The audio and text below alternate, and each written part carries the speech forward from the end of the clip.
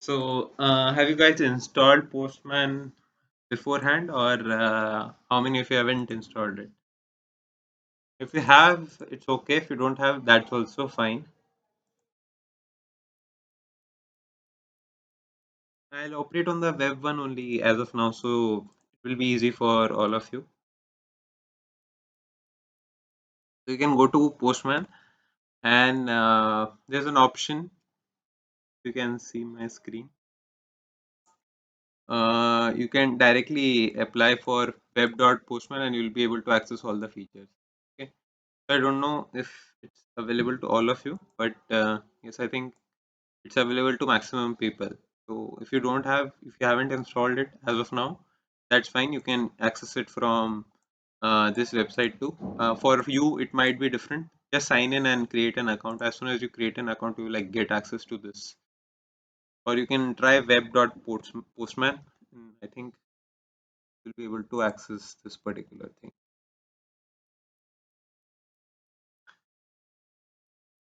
Yeah. Okay. So if you try web.postman, I'll drop the link too. As soon as you click sign in, you'll be able to access this particular. So you have to just create an account here. Just sign in by your Google account and you'll be ready to go. Okay. Any doubts with this? Any issues? If you haven't installed, what's the process of installing the app? Okay. For installing the app, the process is almost same. There's nothing different. It installs the same way. Just click next, next, next, and it installs the same way. So you can do either of them.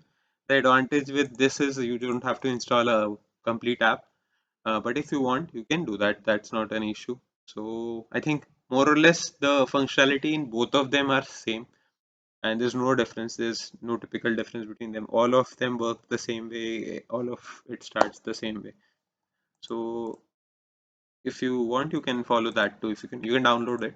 For downloading, just click on the download software and just click next, next, next, and it will be installed. Okay. Any doubts? If you are, yeah, yeah. Okay. Okay. Okay. So Postman is just okay. I'll just give a basic intro. So Postman is basically a software which is a microservice. Okay.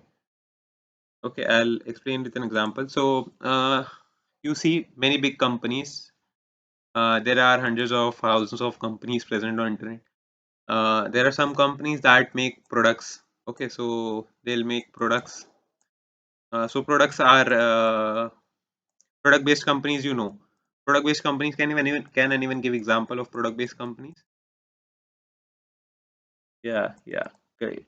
So Amazon, Google, all of these, Facebook. Okay, there are service based companies. Okay, so service based company. Any example? Yeah, yeah. Okay, so TCS, Wipro, Infosys. Okay. So, other than these companies, service-based companies, these are pretty wide kind of variety. Okay. So, this is in a very vast circumference. It is comes under a very big tool. Okay. And product-based companies you generally see, so you don't have a lot of choice. You know what kind of products are there. So they're different, and whatever kind of products are there, the companies are based upon that. So this is very easy for you to understand. This aspect is simple to understand. The difficult aspect is the service part. Okay. So services are different types. Okay. So there are some services which generally make apps, some makes websites. Okay. And there are some services which help to make them. Okay. So help to create services, help to create apps. Okay, so there are these apps, these are websites, and there might be desktop apps and everything that under comes under this only, apps and websites, or what you can say is an IoT based devices. All of these comes under services only. Okay. So this is basically the main aspects of service based companies. Okay, so they'll make websites and apps for different companies. So if someday Coca-Cola comes up and they'll ask some service based company like TCS, Infosys, Wipro to make their app their website. Okay, they won't hire a specific person for that. They will have an IT guy. They will have an IT guy, but that guy will generally just manage how does it work, if it's working efficiently, are there any bugs or anything like that. So that guy will won't handle the complete tech aspect. He won't create a complete website. He won't create a complete app. For that, they come to the service-based companies like TCS, Wipro, Infosys, Cognizant, Capgemini. Okay, so these kind of things are created using this, and these help to create services. These are called as microservices. Service inside a service is known as a microservice.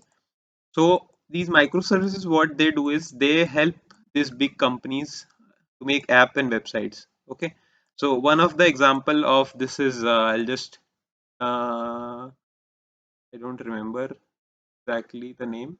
There's one more name from N neuro. I don't. This is an Angular based website which helps in drawing website. So if you just draw the shape of that particular uh, design, it will just create a website for you. Okay, something like that. Okay, so they help to make these apps and websites, but they aren't completely famous because they are microservices and nobody has heard about them. Similarly, Postman is one of them. So these it comes under this microservices. So these help to make these apps, websites, and all of these stuff. Okay, so they won't directly help the service-based companies, but they indirectly help them to create microservices. So sometimes you have to operate with an API and everything. So whenever you are working with an API, what happens is you don't know about the endpoints and all of that stuff. So it's better to work with an API beforehand. What happens is suppose you are given an API, okay, and you have to test it out to work it with Python, and there's you need someone who has to work with JS because you're making a cross-platform app. Okay, so some Python based library you are using, for somewhere you are doing JS based library, and some app you are using Flutter. Okay, so for all of these three, the code will be completely different. The code will be different. Okay, and for all of that, you have to refer that API, and it will tell you where to refer that. Okay, so to get codes for all of that, that will be present in the API. You will get copy paste that, but how this functions, you don't know. So suppose there's a link like this API, Google the GitHub's API, api.github.users. Okay, now you don't now you know whenever you go to this website, how does it work? Okay, it goes to user slash, then you specify the username, so you get the detail for a specific user. So this is how it works. Okay, but sometimes you don't know this, you don't know about this stuff. How does it access? How does it work? And is my API giving some problem? Some companies create their own custom API, which is known as REST APIs. Okay, so these REST APIs have a different functionality, and you have to check if data is coming to these REST APIs properly.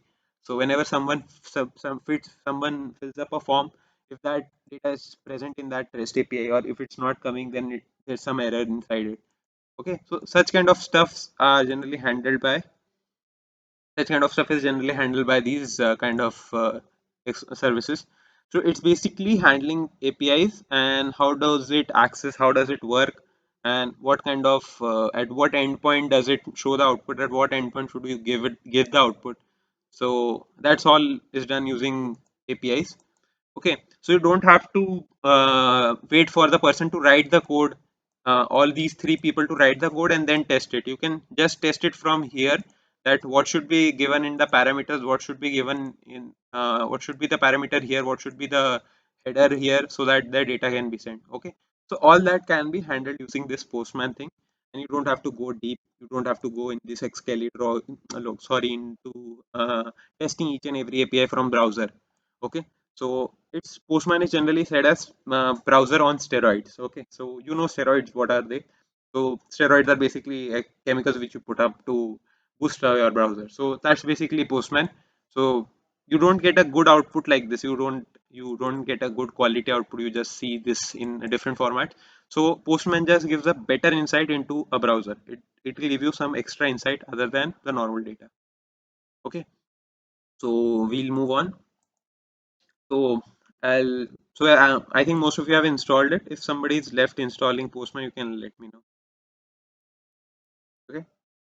Can How many of you are done? If you are done, you can just type out done. You have logged in. or if you have installed it, any of that,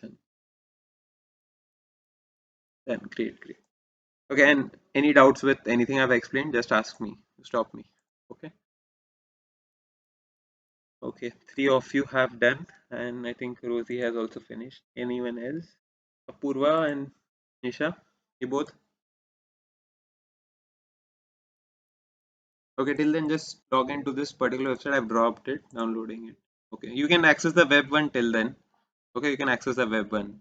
If you have issues, I'll drop the link again. You have joined late. Okay, so just sign in using the account. Here, what you have to do is you can create your own workspace. So whenever you open it, you will have an option to create a new workspace. You can create any number of workspaces. So by default, one is created, which is known as My Workspace. Every app gives you that by default. So you can directly go ahead and visit this particular My Workspace, or you can create one workspace on your own. Okay, so that is accessed in both of the formats that you see in laptop also. If you download the app also, you'll be able to access that particular web space. By default, I think this screen opens up in like in the app. If you install the complete app, if you download that app, by default I think this screen is opening. Okay, that's okay if it doesn't matter. Okay, inside this you have collection, you have APIs, you have environments, mock servers, monitors, history. Okay, more or less these three aren't that important, and if you are going at a higher level, these will be useful.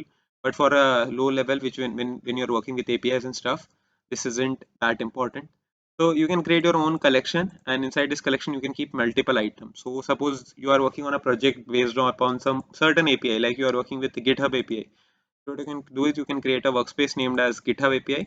Like you can name this as a GitHub API, and you can all put up all the stuffs of pushing, hitting, and all of that stuff. Okay. So this is how you name it. For now, I'll take an example, an easy one. So there's a project management app named as Asana. So this is a company. If you have heard about it. So it's a project-based company. So project management app. So you collaborate with many people on this particular thing, and then you create works and all of that. So I'm taking an example of this. So what you can do is you can create a collection name as Asana, and you can test it out. You can take any example as of now. I'm just taking this. You can test it out with many APIs. Inside this, you can put up many requests and responses. Okay. So inside a collection, you can have multiple requests. So like here, I've put one get request. You can put up multiple requests like this. Okay. So you can just go ahead and click inside this collection.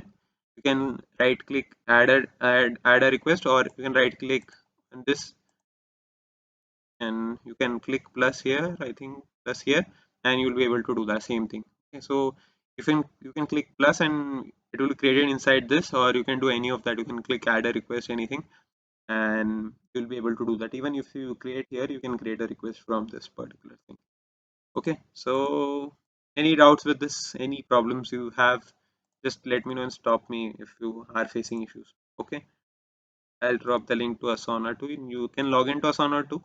So you can do this side by side as I'm doing it, because this doesn't require anything special.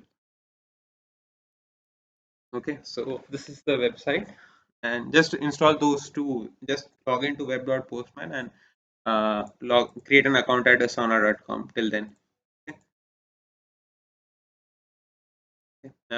Then just create inside this collection, just give an option to create and add a request. Okay, so those are if you have come joined late, just log into web.postman, and inside this I've created just a collection. By default you will have two collections by default. If you don't have, then just create one using plus icon here, and inside this you can go to overview or create a new request, or inside this only you can add an option to add a request. Okay. What we'll do, we'll add a request here. So what are the kinds of requests that we have studied? Any four of them, mainly four, any four of them, anyone can name? Yeah, like the four requests that post. Yeah, uh, uh, yeah, delete and yeah. Oh, that's response is also there. Yeah, response is also there. but these are more or less important: get, post, put, delete. Okay, so these are the four important ones. Always remember these. This will be more or less used everywhere. Rest, I think more you can study about these all of them future. This is patch and there's response head. Okay, so these four are important: get, post, put, patch, get, post, push, and delete. So these are the four important ones. You can test out these four. Rest, I think you can check out other patch and all of them later when you have time. Okay. So how many of you have logged into Asana? Just put up done if you have logged into Asana and just join, just create an account, just created most of you, sorry, if you have created an account on web.postman.co, then with both of them, just let me know.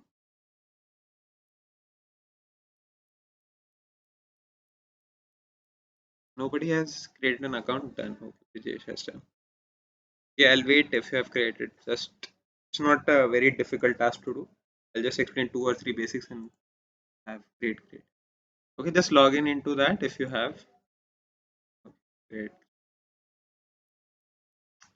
Yep, just open Postman, create a workspace inside a workspace, just add one request. Okay, that's it. And just do that inside workspace, you won't have anything. Inside collection also, you won't have anything. As soon as you create and get request, just and okay.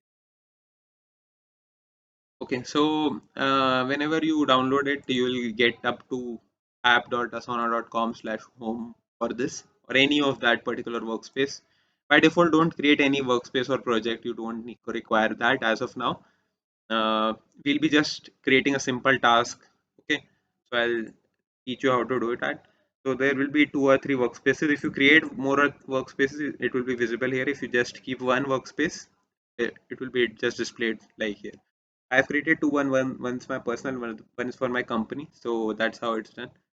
Okay, so inside this, just go to my profile section, and inside this, just go to the apps tab. Okay, okay, just follow. If you guys have issues, just stop me anywhere. And inside this, just click on manage developer apps. Okay, so there's something called as app.developer console will open up for you. And inside this, you can create a new access token. Okay, so access token, anyone personal access token. What is personal access token? If you are using GitHub, you must know this.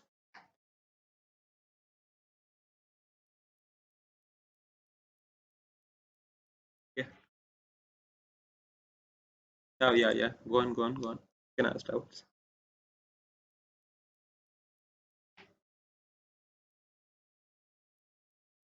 Yeah.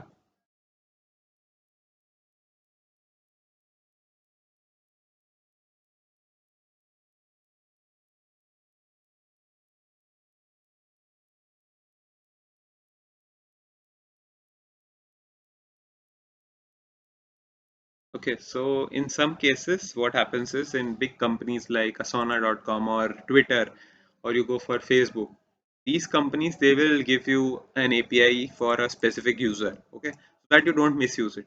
For someone like GitHub, they are completely open source. All of their data is open source. For some people, for a private company like Asana, for a private company, they won't open their APIs up. GitHub is an open source, anybody can access it. So for that, so that you don't have an access key or anything like that for this, okay? And anybody on internet can access this.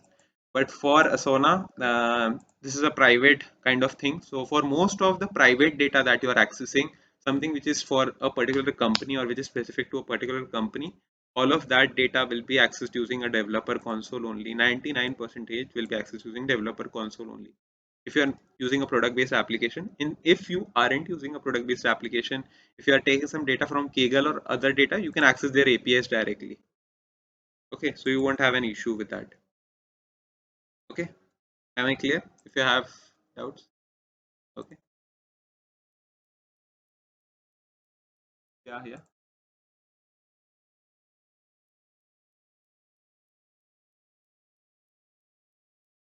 Yeah. Yeah, they also will. Yeah, they will also give you in same developer console thing.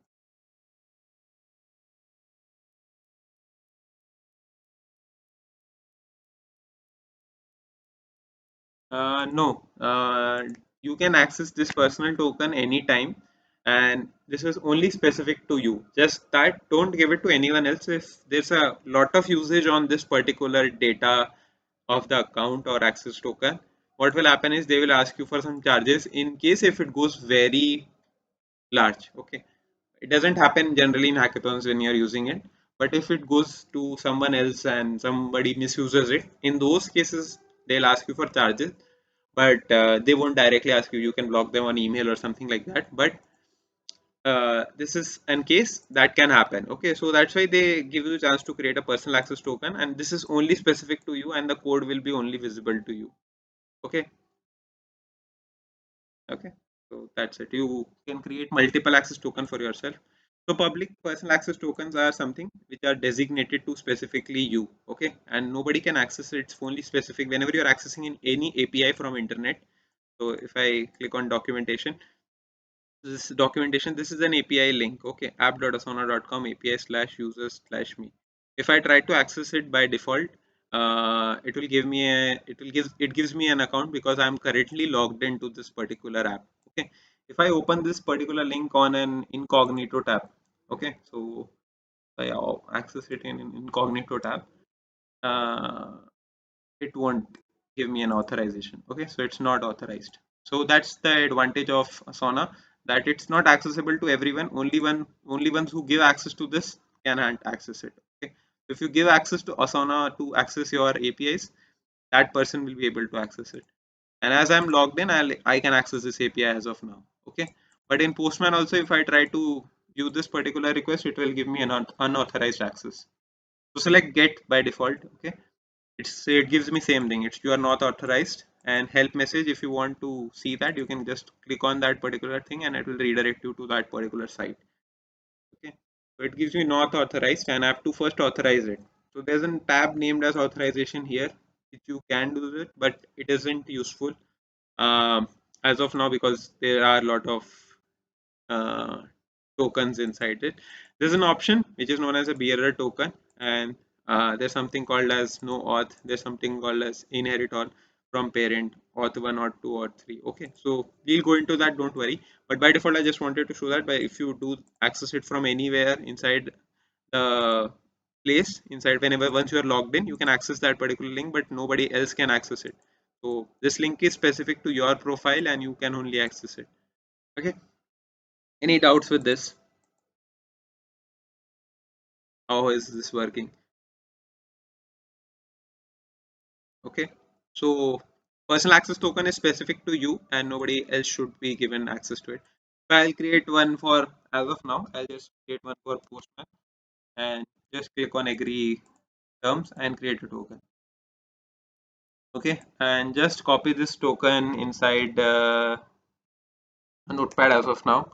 So I'll just copy it into notepad and I'll minimize this. Okay, so once you create that token, it shows that it is like this. This is the IPA key. You can reset if you forget that code which is present here. Forget the code, you have to reset it every time.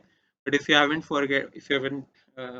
missed that particular code, then you can use it normally. Okay, so it shows never used until unless you don't access it or use it. Okay. So there's something called as an authorization tab. Inside this authorization tab, there's a bearer token. I'll show you how to access it. So there's an authorization. So whenever you go to the documentation of Asana, it shows you in authorization, just enable bearer and put your code inside it. Okay. So inside this you have bearer token, and inside this you can put up. This is a direct method which you can do, but as of now we won't use it. It's an easy method, easy to use method, and I think if you just give this, I'll be able to access the link and I'll be able to see. Okay, so you'll be able to see your profile again. Okay, but we won't use this. We won't use this because this is an easy method. I'll teach you the difficult. This method works here in this case because this is a bearer token. But if it's not a bearer token, I'll teach you how to access it. Okay. Okay. Any doubts with this? Anyone who is facing issues, if you are able to access it using this particular token and able to access the particular API, if you just open this, you will be able to access it. All of you. api.asana.com. If you just go through this, you will be able to access it. Everybody is able to access this, I think. Is everybody able to access it? I think. Okay, great.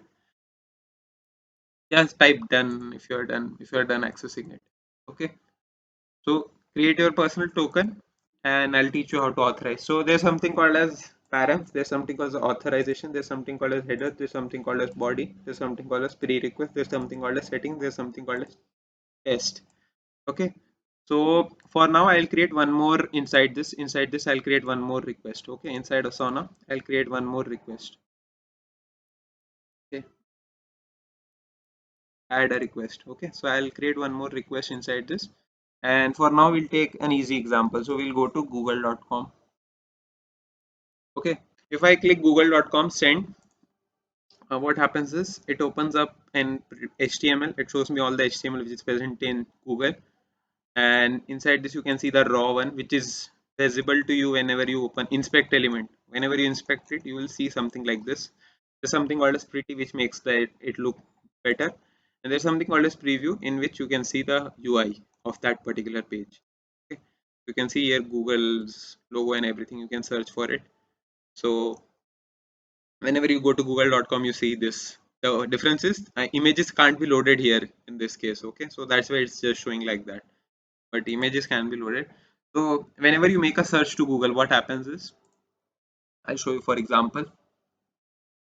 So if you go to google.com and you search for hello world, okay, for instance, or we'll search for postman better, postman. There's something called as queue which comes up, and there's something called as slash search which comes up. Okay, inside this a query and the particular text is present, and there are then multiple parameters. I'll explain what are they. So first we'll do the same thing. We'll go to google.com and then there's slash search. Okay, we'll type slash search and then we put up question mark q equal to postman. Okay, and then as soon as we do this, there's something called as value which comes up here. Okay, params. Okay, what are params? Full form of this, anyone?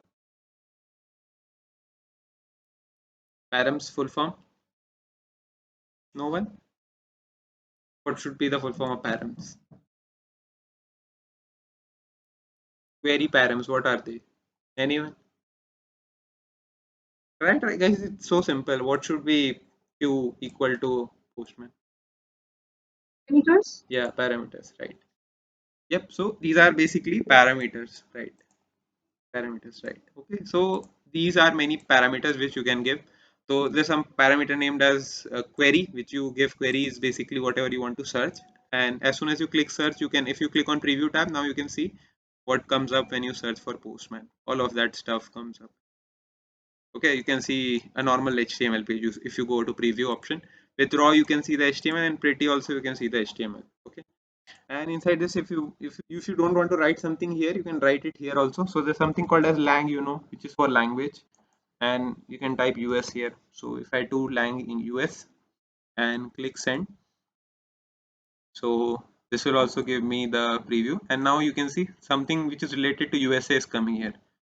Okay, and data related to US might be shown here. Nothing not related to India, maybe different from India, but might or may not be different. It depends. Okay, so this is how you would add parameters. You can add it directly here, or you can add parameters here. So that's the advantage. This is the one of the biggest advantage that you can have. You can write your parameters separately, and you can disable enable them anytime you want to do that. Okay, so that's how this works. And there are multiple parameters here. You can see if you, and there's something called XSRF. You can look up through all of these parameters. After every and, you can see there's a parameter present. Okay, just look up for all these parameters. You will get to know that it's going for your location. Okay, so these are your coordinates. I think if you go for a particular search, it will tell you what are your coordinates and all of that stuff. Okay, any doubts up till now?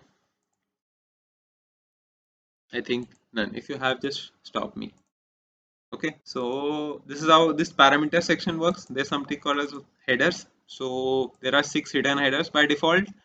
You see there's a host, then there's connection. These all are that not that important, but they tell you what are these. Inside this also you can see those headers.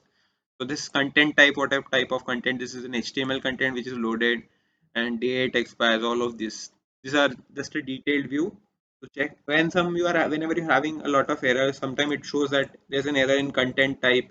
You can look up and check what is the error. So these are basically when your APIs are having errors or if it's not working in those cases. So important component here is parameters. Okay, clear with this? You can name this as Google. You can name this Google and you can save it. Okay. So as soon as you click Google, it will save it in your this particular thing. Okay. Inside this, we'll write Asana get.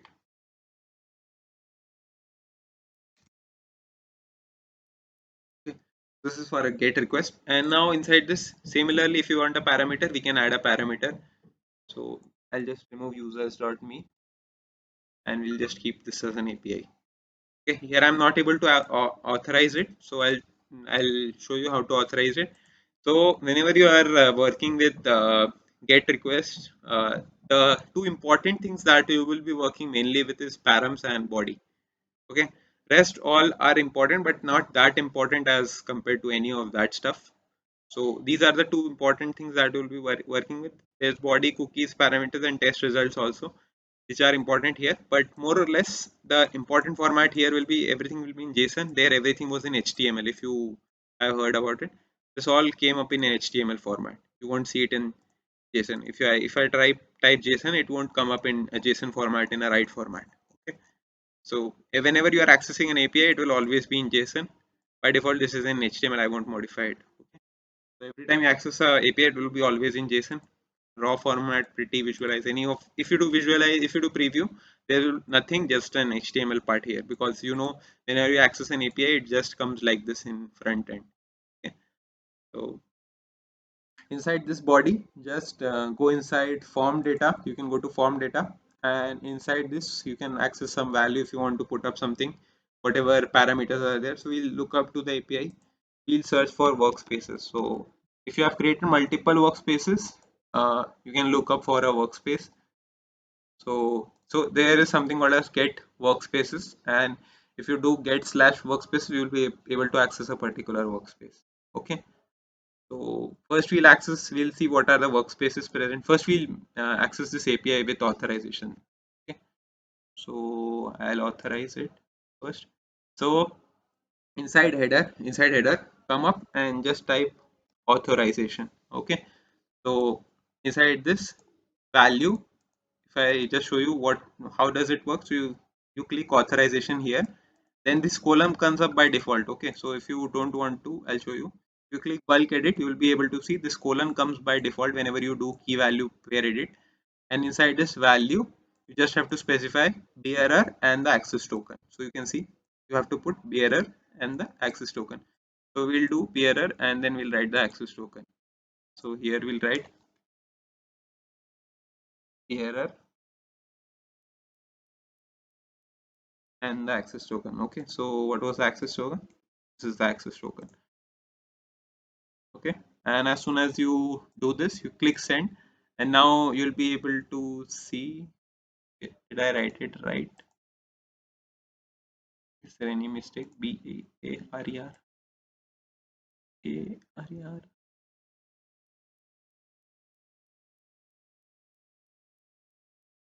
Okay, I'll just slash workspace. I'll do slash workspaces, and by default it will recommend you all of this stuff, so you can check that. Okay, so it shows no matching route, so I didn't write a matching route, that's why. So as soon as you do it, if you type 1.2 and workspaces, you will be able to see what all workspaces are there. By default you will have only one, I think. All of you are able to see one or two? Just type out in chat how many are you able to see. How many are you guys able to see? If you try this, I'll repeat what should you do. You just have to come up to the headers tab here, and just write authorization, and inside this put up the value pairer and then put up this token. It is given in the documentation, so you have to just follow the documentation. Don't go for all of this, just keep it in curl because it's easy for you to understand in curl. So that's why I'm just in it in curl only. Okay, any doubts with this?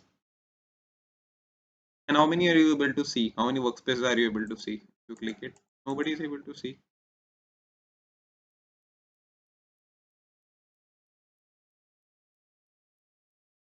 Nobody. If you are having doubts, if you are facing issues anywhere, just stop me and I'll repeat from there. Or if you haven't created an account on Asana,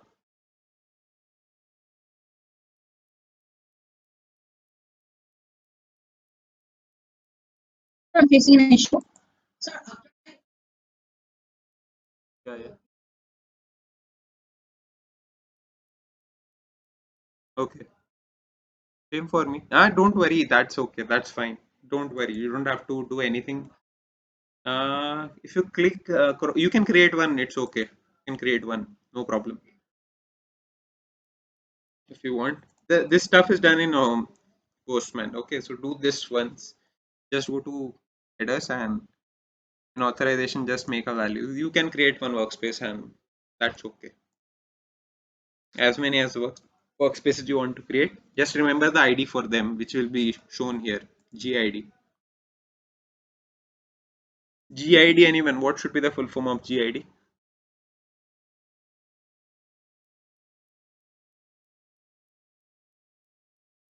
Anyone? Just try guessing what should be the full form of GID.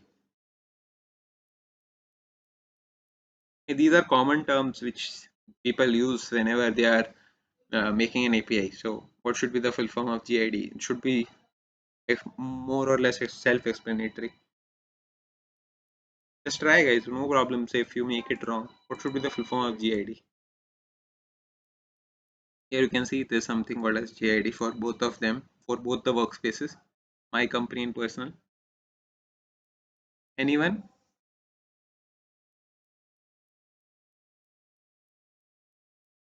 I'll be doing this after the class. I've joined from phone. Yep, yep. That's okay. That's okay. If you are having issues, no problem. Global ID, right, right. That's correct. Okay. So global ID is something which they use for all the components. So they might have created only one ID system for all the stuff that's present inside their system and named it as GID. Okay. So that's how this works. And they might have used only GID for everything. For all the workspaces, they might have used GID. For all the tasks, they might have used TID or something like that. Okay, so for different stuff, different IDs might be used. So that's the meaning of GID. So that's global ID. Okay, resource type is workspace. So there can be different kinds of resource types. You can view it in different formats. It will remain the same only. Here, the best one must be displayed in pretty.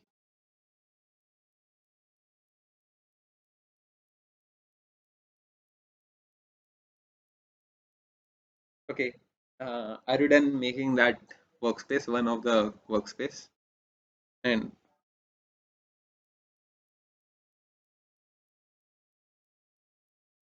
anyone who is done making it and trying to access using bearer this.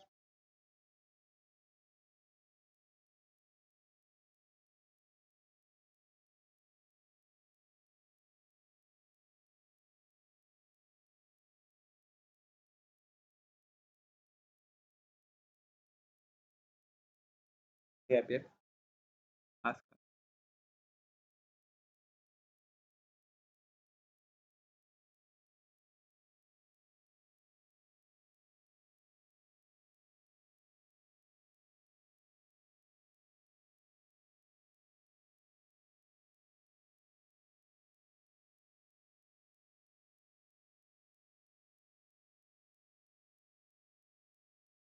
Hmm, just put up some random. Just put up some random stuff. Okay. It doesn't matter. Doesn't matter. I think it won't ask you a lot of details there. That's why I told you to log in with Google. I think with Google it doesn't ask you such stuff. Okay, that's okay.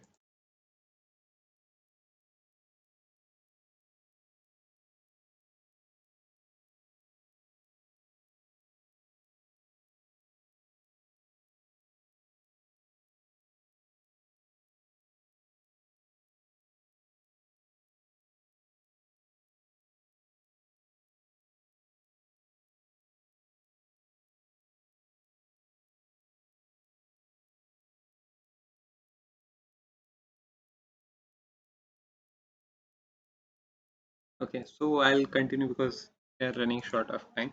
So you can make that ID and all of that stuff and then follow this. Okay. So when you're done doing this, all of this, then inside authorization or inside this tab, you can add an authorization. And where are this now you can I can access a particular global ID. So you can see whenever you have to access a particular workspace, you just use get workspace and it will show you a tab of all the workspaces. So the output will be 200 and here also it shows an output 200. It's a status okay. We check status. If you are getting some other status, you know if it's 404, what should it do? If it's something else, it will show you. Okay, and all this shows what is your internet speed and all of that response time. Okay, this completely depends upon your that stuff. Okay, we'll see into the documentation. And if we have to get a specific workspace, we have to just put up the workspace ID here. Okay, so I'll access my company one and I'll show you. So I'll access this, and as soon as I click send, I'll be able to see what are present here. Inside this, it first shows data, email domains, and is an organization false, resource type, workspace. Okay, so you can check this if you just go to your Asana account also. Inside home or inside zero, after zero home, and you put up this, you will be able to see the same thing. There's nothing present here. So if I just go to home, there's nothing present here, nothing inside it, nothing to be seen. Okay, there's a tab named as task I have created. So I just open this because we are just creating one more task here. Just create one more task with this particular API. Okay, so as soon as I do this, I'll be able to get these particular stuff. Okay, so I get all the particular details about this. So it is having a GID. If you put up any invites to particular people, you will be able to see all the emails for them. As of now, I don't have anyone. So if you have someone, then it will be shown there. Okay. So I'll move on. What we'll do is we'll create one more one. Inside this, we'll just get request. We'll put up a put request now. I'll name this as put Sana. Okay. So we'll see how to create a task. So, task. So create a task. Okay. So same URL. Just task. Okay. For a specific workspace, we have to create a task. So we'll choose a workspace also. We'll choose this workspace. And inside this put Asana, we'll change this to put, or we'll change it to post. Post. Put is for modifying, sorry. Post some data. Okay, you could check post and other stuff later, but I'll just take, if you just click send here, nothing will be sent because whatever you have to send, you have to put that in body. Okay, so params are parameters, body is whenever you push data, and authorization, you know, headers is also whatever you have. If you have putting authorization, authorization can be also put up in headers. Okay, so here also whenever you call it, you have to put up the authorization again. So I'll just call the authorization keyword here. So there's a shortcut edit, or every time you can just copy paste this, you can copy this particular thing, and inside this post request, just go to bulk edit and paste it, and key value pair, you will be able to see the same thing. So this is a shortcut you can use, and if you want to do other stuff also, you can do bearer token, and that is done by default. Okay, inside body, just come to form data. Okay, so form data is the easiest one to access. So whenever you create a task, what you have to do is you have to put up all these values. You don't have to do a lot of data like this. What we'll do is we'll take a simple one. We'll just put up name inside body. So body is a required thing inside this data, and inside this you have all of these completed by due on followers name. We'll just put up a name and see, and I think we'll be able to create a task. Okay, so I'll just give some random name and we'll create a task. Okay, so inside key, I'll put up some name because name is a keyword here. So always use those which whatever keywords are present here. So is a name is a keyword. That's why I'm using name here. And whatever value I need to create, so we'll create something called as postman task. Okay, so as soon as I click send, I'll be able to see a response. If the response is okay, then the request has gone to be successful. Okay, so it shows 404. Okay, and no matching route for request. Okay, so because I haven't added tasks here, So in the URL, you have to add tasks. You have seen that whenever you are putting up a task, you have to put tasks. So I haven't done that. That's why I'm not able to see anything. So always put up tasks. That's why it was giving me an error. Now if I put up tasks here and I click send, I'll be able to see a status 201. Okay, so you can see a task has been created, and if I go to my Asana and I refresh here, I'll be able to see that particular task most probably. Yeah, so there's something called as postman task created here. Okay, and there will be nothing, no details, no assignee, because we haven't done it. If you want to add all those parameters inside this inside this particular thing, you can go ahead and create all the parameters that you want to add. You can add up approved task assignees and all of that stuff. You can check out those parameters. I've just created a simple task and just shown you. So this is how this particular thing works. uh, and you can access a particular workspace. You can add a task here. So that's how this is working. And this is basically the two main requests, get and post. You can also do put to modify this particular thing, and then you can learn how to modify a task or update a task. Okay, so there's an option update a task, and you can look up how to do that. It will teach you methods, body, and all of that stuff. So more or less, this is the documentation that you follow. And I'll teach you one last method that you can do is we'll create one more task, and I'll teach you how prerequisite scripts work. Okay, so you can create a we'll change the body first. We'll name this as post and task uh, demo. Okay, so because same tasks won't be allowed to be created, I think it will give an error. That's why I just change the name.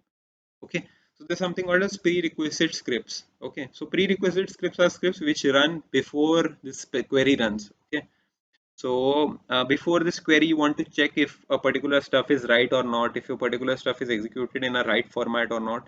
All those can be done using this particular thing. So you can check if a particular request is working in a right manner or not.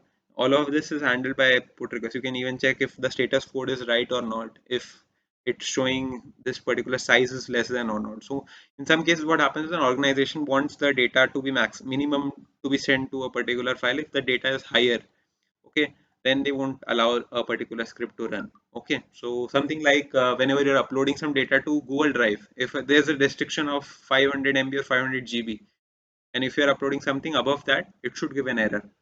Okay, all of that stuff is accessed using prerequisite script. So they stop the program to go ahead from that particular step, and it will just stop it at particular state. Okay, so as of now, I'll just create a particular. I won't teach you how this particular script is working. I'll just write it as of now, and you will be able to know how this works. This is in the documentation of Postman.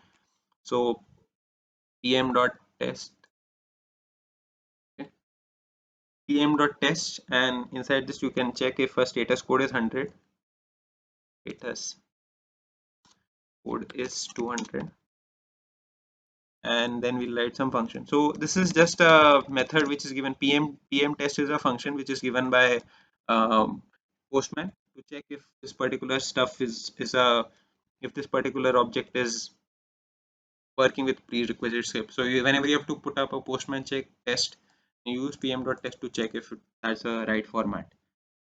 Okay, then in pm.response, that's what is printed. Okay, so whatever you want to print, you use pm.response, and that will be printed in that particular format.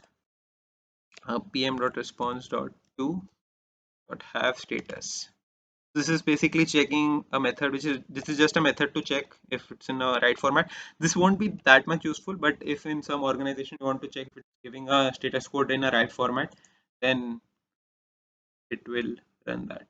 Okay, so it gives failed status because we are having 201 status. Okay, so if we do that, I'll be able to see. I'll change the body here too. Okay, what we'll do is we'll check it for the get request inside this prerequisite step. Here we are getting a status code 200. So if I do this, I'll be able to see that. Okay, status code is 200. Type dot to cons dot to having it.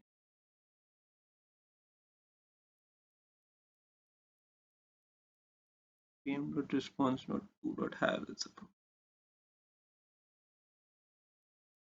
pm.status is working. Check this.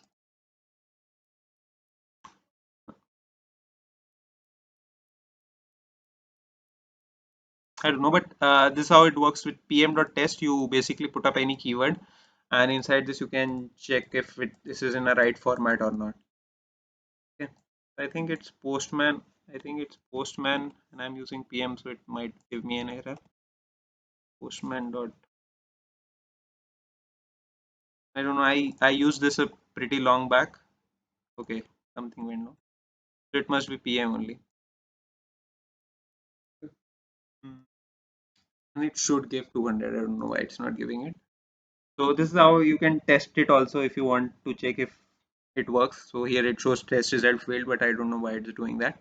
So you can check out for different status codes like this, and you can create a function like this and check for a different status code if the particular value is greater than 200 kb or not, if else condition. All the JS can be written here.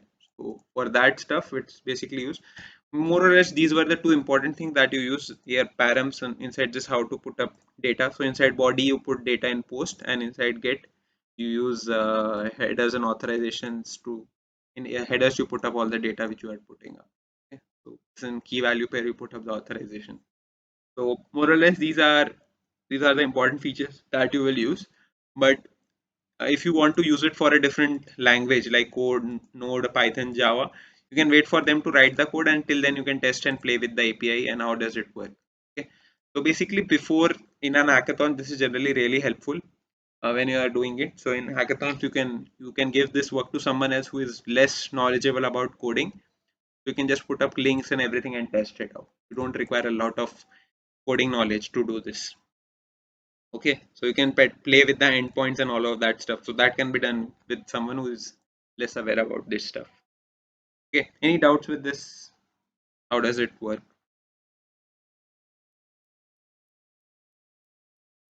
If you have, you can stay. Otherwise, you can leave.